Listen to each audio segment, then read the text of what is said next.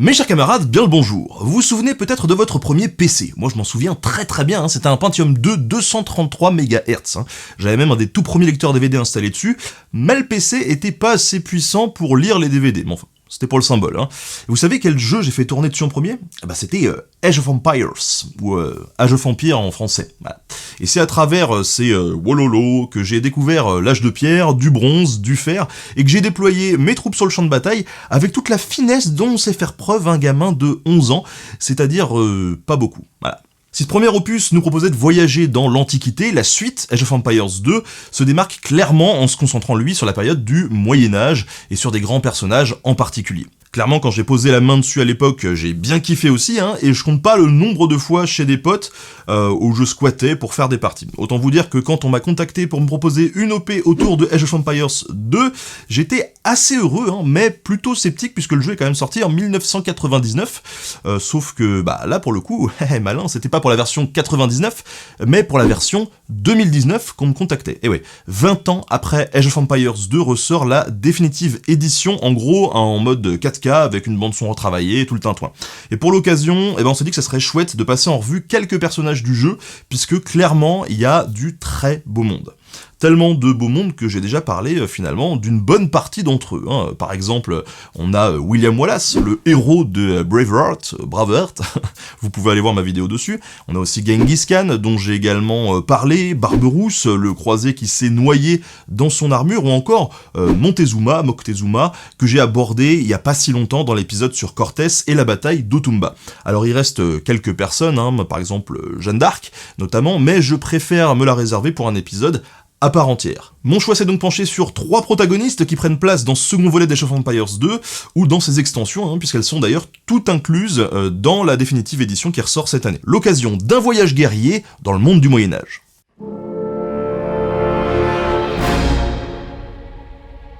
Et pour commencer cette vidéo sur ces 3 solides gaillards, parlons du numéro 1. Attila, le 1. Le numéro 1.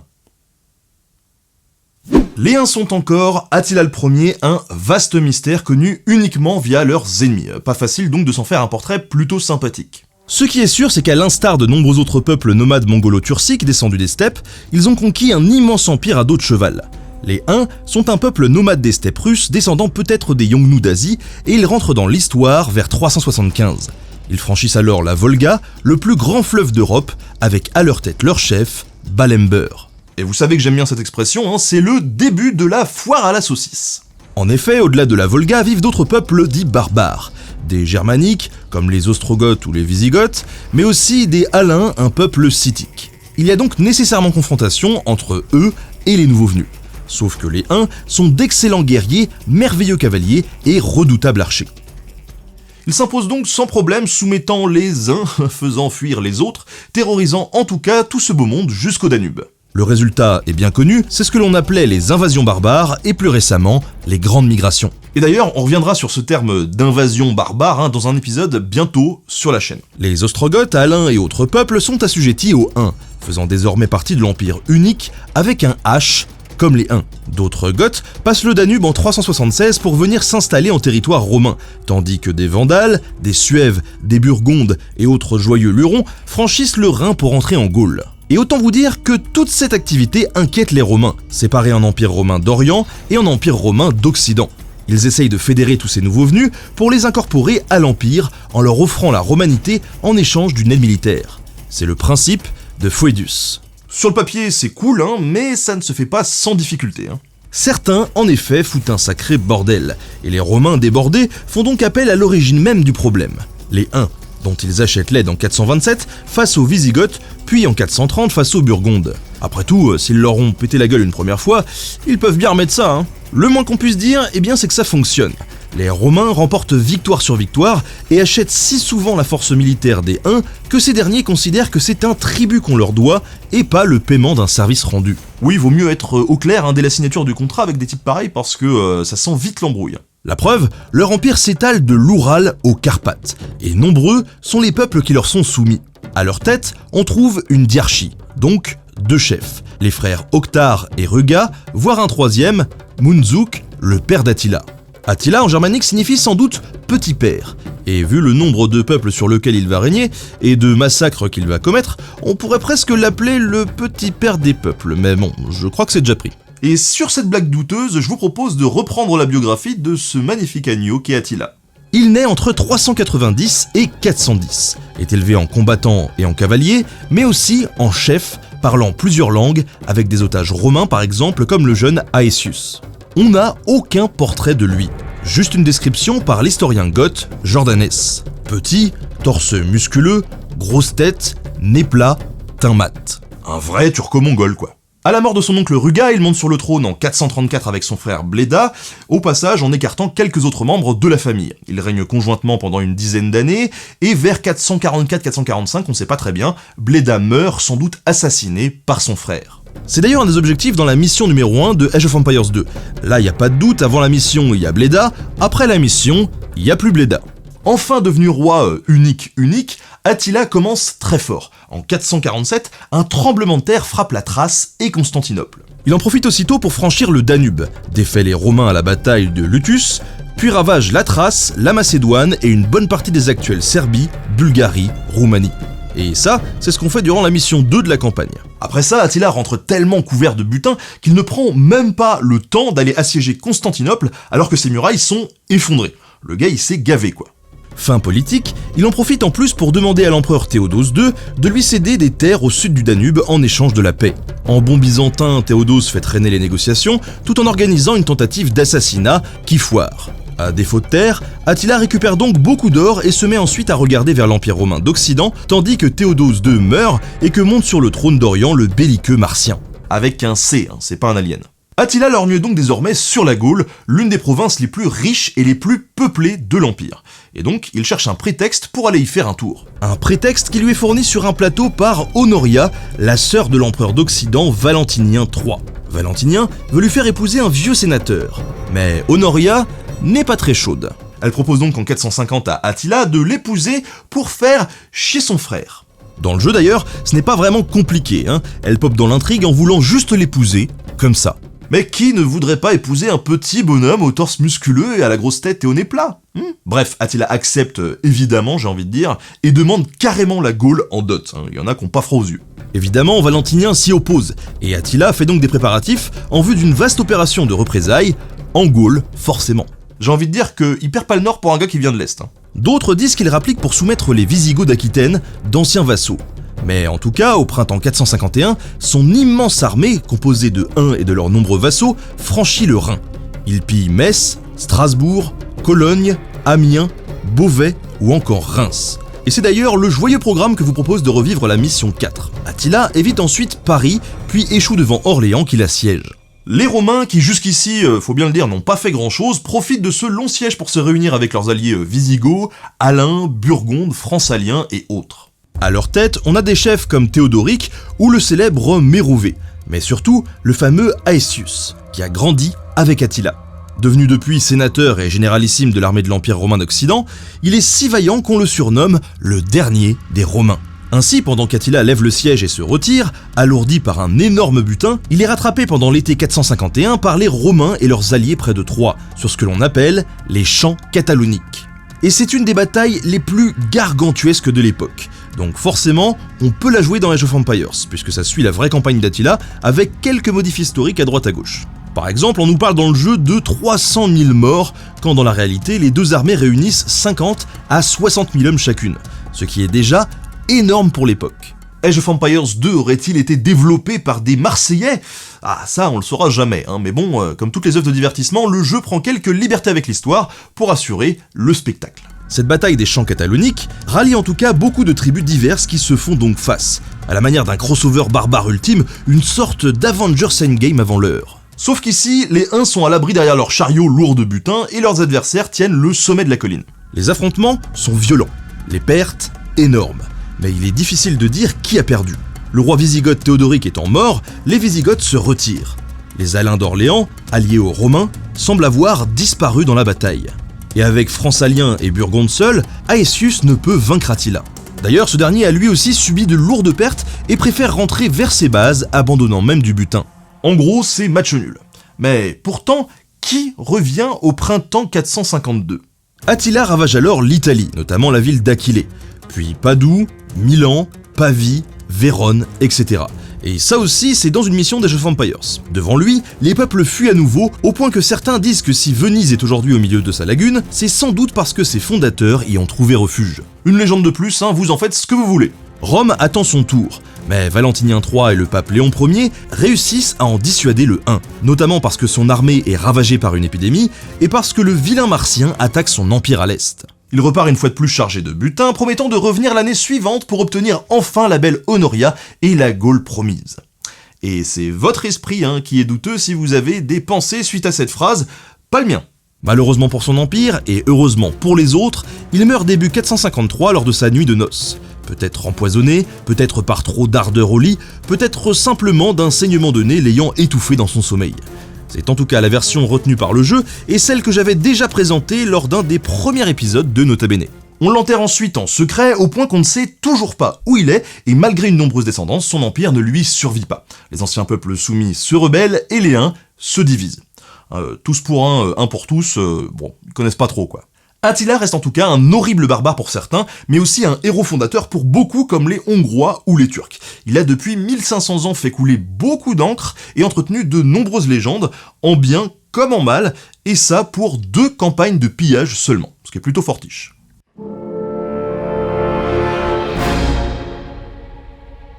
Et on part maintenant dans le sud de l'Europe, vers un royaume qui, bien des années plus tard, donnera naissance à une série appréciée par tous dans le monde entier. Évidemment, je parle de Un, Dos, Tres. Eh oui, Roberto, si tu nous regardes, voilà, on te kiffe. Rodrigo Diaz de Bivar, ou Vivar, est un aventurier castillan de petite noblesse qui, dans l'Espagne du XIe siècle déchirée par la guerre entre chrétiens et musulmans, s'est taillé une légende à la mesure de ses extraordinaires capacités militaires. Mais vous le connaissez mieux sous un surnom, Campeador, et plus encore sous un autre, le Cid. Oui, le même Cid que dans la pièce de Corneille que vous avez dû voir au lycée, jadis. Ouais, ça nous rajeunit pas, mais enfin, à cette époque en tout cas, l'Espagne est un sacré foutoir. Après les grandes migrations qu'on évoquait tout à l'heure, les Wisigoths ont mis la main sur l'Espagne. Mais la noblesse, les populations et les minorités sont mécontentes. Résultat, quand arrivent via le détroit de Gibraltar en 711 les Arabes, alors en pleine expansion, ils prennent facilement le pouvoir et créent l'émirat de Cordoue, qui deviendra le califat omeyyade de Cordoue.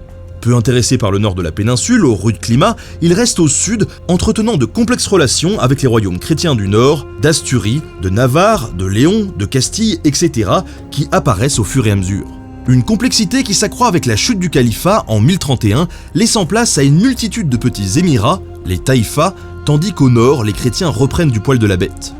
Dès 722, ils entament, avec l'aide occasionnelle d'autres chevaliers occidentaux, la reconquista de la péninsule. Profitant de la division de ces taïfas, les chrétiens imposent à certains d'entre eux des tribus. Certains payent, tandis que d'autres, absorbant les plus petits taïfas, combattent les chrétiens sans relâche. Une situation un peu tendax donc, on va dire, puisque cette reconquista ne sera achevée que 5 siècles plus tard, en 1492. C'est au milieu de tout ça que Rodrigo naît, vers 1043, à Castellona de Bivar. Et je suis pas sûr que mon accent soit tout à fait correct non plus. S'il est noble, c'est de petite noblesse. Son père fait certes partie de la cour de Castille, sa mère aussi, mais les paysans du coin considèrent Rodrigo comme l'un des leurs. Et comme les temps sont durs, on voit Rodrigo combattre, apparemment dès l'âge de 14-15 ans, face à l'émir de Saragosse, sans doute pour récupérer le tribut qu'il devait à son roi Ferdinand Ier de Léon, comte de Castille. Il combat ensuite en 1063 le roi d'Aragon, toujours pour Ferdinand Ier, tout en étant accompagné par l'émir de Saragosse, devenu vassal entre-temps. Quand je vous dis que c'est complexe, Ferdinand Ier de Léon meurt en 1065 et laisse 3 fils. Sancho II, roi de Léon, Alfonso VI, roi de Castille, et Garcia II, roi de Galice. C'est à peu près à ce moment-là que commence la campagne dans Age of Empires 2 d'ailleurs, avec une petite inversion dans un nom de royaume d'après ce que j'ai pu relever. Bref, ayant déjà combattu avec lui, Rodrigo décide de servir Sancho, dont il devient l'alferez, le chef des armées. Et ça tombe bien, parce que Sancho ne va pas chômer. Non content de combattre les taïfas, il combat son petit frère Garcia avec l'aide d'Alfonso pour se partager la Galice avant de carrément combattre Alfonso. En gros, il défonce ses frères pour réunir les 3 royaumes de son père en 6 ans à peine. En tout cas, c'est a priori à ce moment-là que Rodrigo, en battant un puissant chevalier aragonais, reçoit son surnom de Campeador, maître du champ de bataille. Il n'a alors que 20 ans. Le succès de Sancho agace passablement ses rivaux, et il se fait assassiner en 1072, sans doute par son frère Alfonso, en exil, et sa sœur Urraca, dont il était en train d'assiéger la ville. Oui, combattre ses frères ça lui suffisait pas, fallait aussi qu'il s'attaque à sa sœur. Suite à cet assassinat, notre héros Rodrigo est bien embêté. Il doit servir Alfonso, faut bien bouffer, mais perd son statut de chef des armées au profit de son ennemi personnel, le comte Ordonez. Les relations entre Alfonso et Rodrigo sont donc pas vraiment très bonnes, sans qu'on sache exactement pourquoi. Soit parce que Rodrigo était fidèle à Sancho même dans la mort, soit parce que Alfonso avait tout simplement peur d'avoir un homme aussi ambitieux à son service. Bref, les théories vont bon train. La légende veut en tout cas que Rodrigo ait forcé Alfonso à jurer sur des reliques qu'il n'avait pas assassiné son frère. Mais ça reste une légende. Quoi qu'il en soit, Rodrigo a du boulot et il s'y colle. Il part récupérer le tribut impayé par l'émir de Séville en 1079 pour le compte d'Alfonso. Sauf que dans le même temps, l'émir de Grenade, accompagné de chevaliers castillans, attaque Séville. Le bouillant Campeador se retrouve donc au milieu de ce bazar. Autant vous dire que chevalier castillan ou pas, Rodrigo dérouille les attaquants et les fait prisonniers, notamment le comte Ordonez, son ennemi juré qui, souvenez-vous, lui avait piqué son titre. Bien fait. Bref, que ça soit ça ou son inamitié avec Alfonso VI, on comprend que l'ambitieux et peu scrupuleux Rodrigo se voit mettre à la porte en 1081. Pour lui, c'est l'exil. Mais loin d'être un problème, pour un homme de sa trempe et de sa débrouillardise, c'est même une opportunité. On le voit donc proposer ses services un peu partout avant de finalement trouver du boulot chez les émirs de Saragosse, combattant pour eux les émirs de Tortosa et de Lérida, ou encore le roi d'Aragon. C'est ce qu'on retrouve dans la troisième partie de la campagne dédiée au personnage, et c'est sans doute là qu'il gagne son surnom du Cid, signifiant seigneur ou maître, en arabe, Saïd ou Sidi. Pour résumer, tout roule pour lui et ce n'est que le début. Alfonso VI, remarquable conquérant, s'empare en 1084-1085 de Salamanque puis de Tolède, une des plus prestigieuses taïfas. Les autres émirs sont inquiets. Résultat, ils appellent à l'aide Youssouf ibn Tashfin, chef des redoutables almoravides d'Afrique du Nord, pour lutter contre les chrétiens. Ainsi, le 23 octobre 1086, Youssouf et les émirs andalous arrivent à vaincre Alfonso VI et le roi d'Aragon à la bataille de Sagrayas. Alfonso VI, défait et gravement menacé par l'armée almoravide, a donc besoin d'un chef de guerre comme le Campeador, un maître du champ de bataille. Sauf que le Cid, il dicte ses conditions. Il revient, d'accord, mais pour se la jouer indépendant. Il fait ainsi ses propres affaires, alternant sans se soucier des ordres entre la cour d'Alfonso VI, celle de Saragosse et surtout son propre projet personnel. En effet, il cherche à s'emparer de la riche Valence aux mains des musulmans depuis 714. Pour mieux mettre le grappin dessus, il se met au service de son émir, va occuper la région progressivement, défaire le puissant voisin qu'est le comte de Barcelone, avant d'enfin assiéger la ville de ses rêves à partir de 1092. Épisode que l'on retrouve aussi dans le jeu. À la tête d'une armée cosmopolite de musulmans et de chrétiens, la ville est prise en mai 1094, officiellement au nom d'Alfonso VI, mais en réalité, le Cid est à son compte. Et pourtant, il va pas se la couler douce, puisque Valence est désormais une enclave chrétienne, bien que clairement cosmopolite, au milieu des taïfas musulmans. Et du coup, elle va devenir la proie des dangereux almoravides. Mais il reste le Campeador, donc almoravide ou pas, il les repousse et se conduit désormais comme un prince, mariant ses fils à des princes royaux, dirigeant son royaume sans même continuer à chercher la Reconquista, etc. En gros, il y est, il y reste. Il y meurt le 10 juillet 1099, et tout ce qu'il a construit s'effondre peu après. Sa femme, Jimena, lutte courageusement jusqu'en 1102, avant d'abandonner Valence aux morts pour rentrer à Burgos avec le corps de son mari. La légende veut d'ailleurs que pour sortir de Valence assiégée, elle ait fait croire à la survie de son mari en le mettant en armure sur son cheval pour guider une dernière charge. Alors c'est bien beau, sauf que le type est mort il y a quand même 3 ans. Il devait sacrément dauber. Donc la légende tient pas vraiment debout. A noter que dans le jeu, pour le côté spectaculaire encore une fois, ils ont repris cette histoire de cadavre sur un cheval pour l'intégrer dans la dernière mission de la campagne, au moment de la mort du Campeador. En gros, ils ont repris la légende et l'ont avancée dans le temps pour la faire coïncider avec le bon moment. Autrement dit, cette réinterprétation de l'histoire est plus crédible que la légende dont elle s'inspire. Ce qui est plutôt rigolo, on va pas se le cacher. Bien qu'il ait plus agi pour sa pomme que pour la Reconquista qui s'achèvera quand même 4 siècles après sa mort, le Cid est resté dans la légende comme l'un des plus grands héros espagnols. Il est devenu immortel grâce à des poèmes médiévaux comme El Cantar d'Hermío Cid, des tragédies comme celle de Corneille, des opéras comme celui de Massenet, des films comme celui d'Anthony Mann ou Rodriguez au pays des merguez. Et malheureusement, je plaisante pas.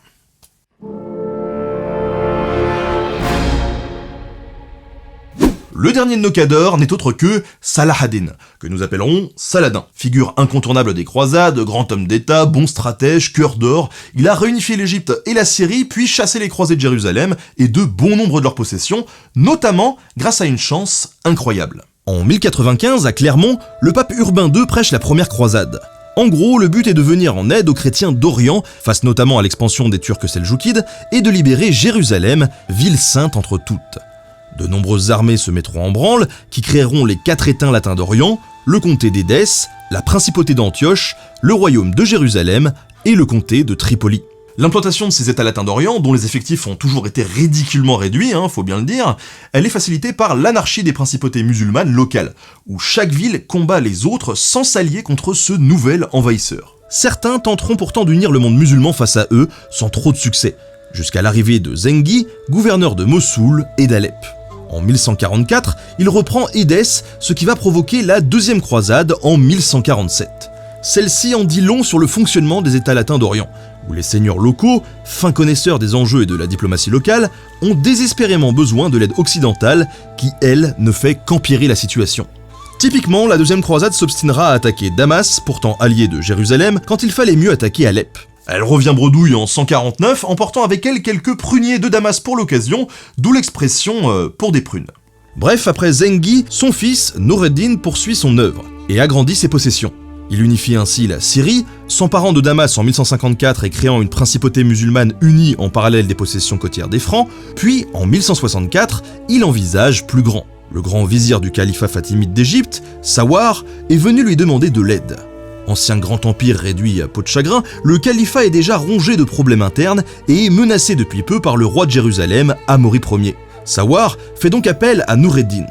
Le truc, c'est que Noureddin est sunnite, et qu'il n'a aucune raison d'aider les Fatimides de Sawar qui sont chiites. On reviendra peut-être un jour sur pourquoi ces deux courants s'affrontent, mais l'important ici, c'est de savoir que Noureddin, il est pas trop motivé, mais qu'il faut quand même empêcher les Francs de devenir trop puissants, et que mettre la main sur l'Égypte, pour Noureddin, eh bien ça permettrait de les encercler. Il envoie donc dès 1164 son lieutenant Shirkuh en Égypte, qui embarque son jeune neveu, Saladin. Né en 1138 à Tikrit, c'est le fils d'Ayoub, officier comme son frère Shirkuh, au service de Zengi, puis de son fils Noureddin.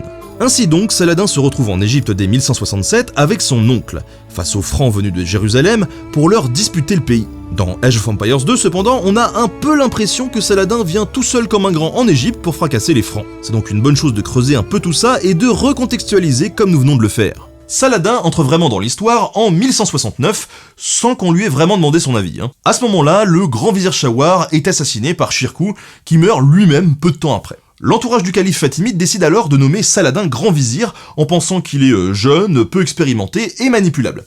Sauf qu'en fait il s'avère plutôt malin, le type, et qu'il finit en 1171, sur ordre de son maître Noureddin, par abolir le califat fatimide. Officiellement, l'Égypte revient à Noureddin, mais le Saladin, il est plutôt tenté de le garder. Noureddin, scandalisé, projette donc de venir lui remettre les pendules à l'heure. Mais Saladin a une fois de plus de la chance. Noureddin meurt, peu après, en 1174. Mieux, le roi Amaury Ier meurt aussi en 1174, laissant son royaume dans un merdier sans nom. Saladin se retrouve donc sans véritable adversaire dans toute la région. Un vrai boulevard, que dis-je, une promenade de santé. Il va donc en profiter pour réunir l'Égypte et la Syrie. Il obtient Damas dès 1174, puis Alep en 1183, devenant même suzerain de Mossoul.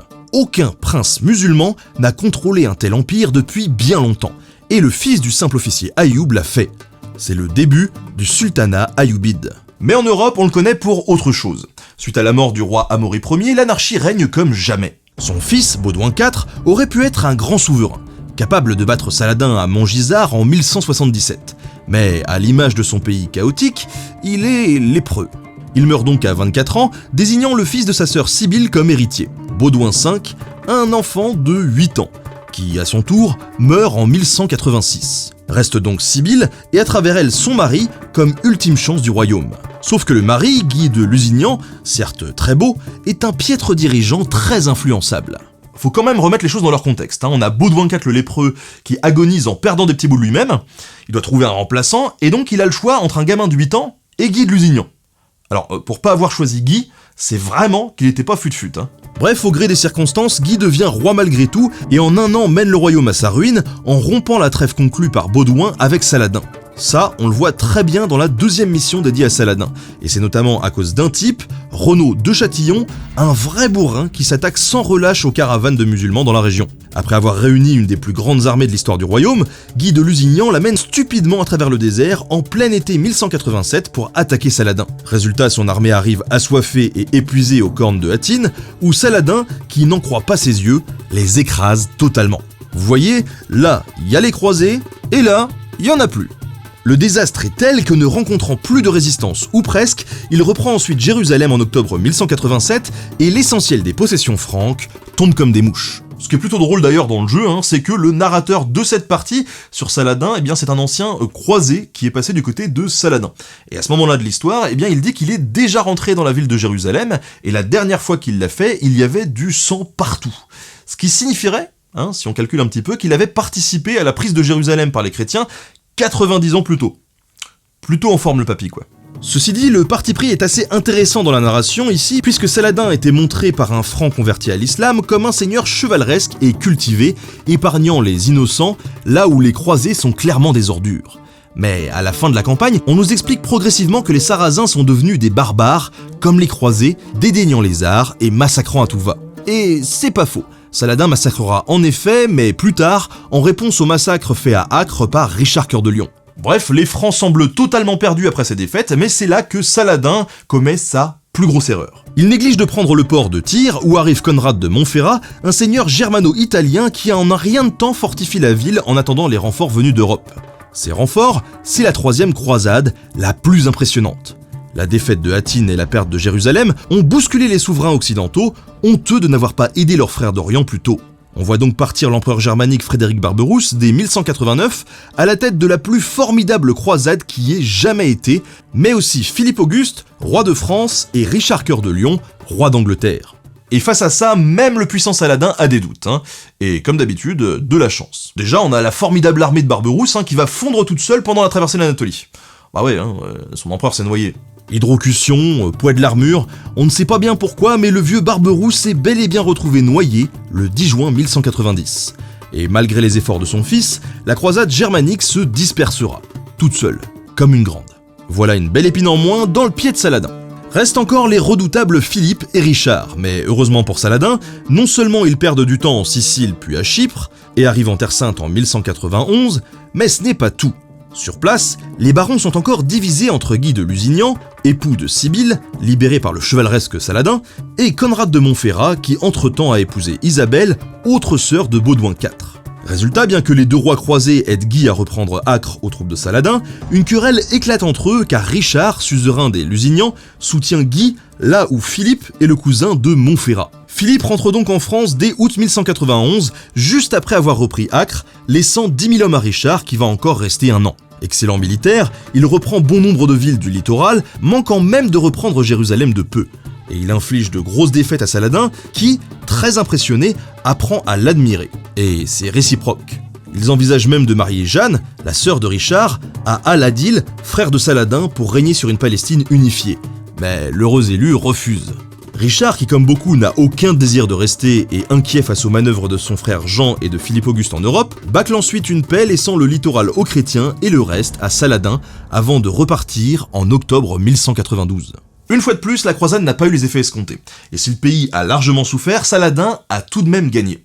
Il meurt peu après, dans la nuit du 3 au 4 mars 1193, à Damas, maître d'un immense empire qui lui survivra tant bien que mal pendant près de 60 ans. De tous les adversaires musulmans des Francs, lui seul est considéré comme l'égal d'un chevalier, puisqu'il a fait preuve de beaucoup de noblesse et de générosité à leur égard, ce qui lui est d'ailleurs assez reproché par son entourage. Les exemples sont assez nombreux, et en fait on pourrait en faire une vidéo entière qui sera dédiée qu'à ça. Et c'est ce qui a participé, avec entre autres sa chance assez incroyable, à en faire une véritable figure légendaire. Si on doit faire un petit bilan rapide de ce que vaut Age of Empires 2 sur le plan historique, voilà ce que j'aurais à en dire. De façon générale, il y a quand même de nombreuses images d'Épinal, c'est-à-dire des idées reçues ou des clichés qui sont racontés souvent avec des narrateurs contemporains, donc qui justifient un petit peu les bourdes et les exagérations.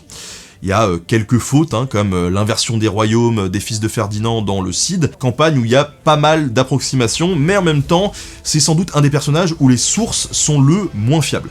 On a donc une vision assez romantique de l'histoire, avec des contre-pieds de narration assez intéressants pour le coup, comme dans la campagne d'Attila, où on a un narrateur qui est un moine interrogeant un plus vieux moine sur un crâne dans leur monastère, en Champagne. Et là, le vieux a pas l'air très bien, il raconte les horreurs des Huns, pour finir par avouer à demi-mot qu'il a chevauché avec eux et que parfois, ça lui manque. Et ça, c'est beau. Alors oui, Age of Empires 2, il est pas infaillible sur le plan historique, mais c'est pas ce qu'on lui demande. À une époque, il a pu intéresser toute une génération de jeunes joueurs à l'histoire, comme moi, et je trouve que c'est assez important de le souligner. Et puis faut pas oublier que le jeu vidéo a, comme toute œuvre, un parti pris qui doit servir d'abord le divertissement et la structure narrative du jeu, ce qu'on retrouve bien dans d'autres grosses licences qui ont l'histoire comme toile de fond. Je vous cite pas le jeu, mais je vous fais un gros clin d'œil, vous l'avez compris. Si vous voulez en savoir plus sur ma vision de l'histoire dans le jeu vidéo, je vous invite vraiment à aller regarder la série que j'avais faite pour Arte, History's Creed, qui est disponible sur arte.fr et sur YouTube, je vous la mets en description. Merci en tout cas à Microsoft pour ce partenariat, c'était assez inattendu et clairement ça m'a fait plaisir de travailler une fois de plus sur un sujet cool comme ça, notamment avec Fred de la chaîne Hero.com qui a préparé cet épisode avec moi sur ces figures historiques issues de Age of Empires 2 Definitive Edition. Je vous rappelle que le jeu il est dispo un peu partout, je vous mets aussi le lien en description pour avoir plus d'infos, ça reste un classique qu'il est bon de se procurer, surtout que ça sera pas pixelisé comme à chaque fois que je veux jouer à un jeu de mon enfance. Donc ça c'est plutôt pas mal. Voilà. Merci à tous et à très vite pour un nouvel épisode. Salut.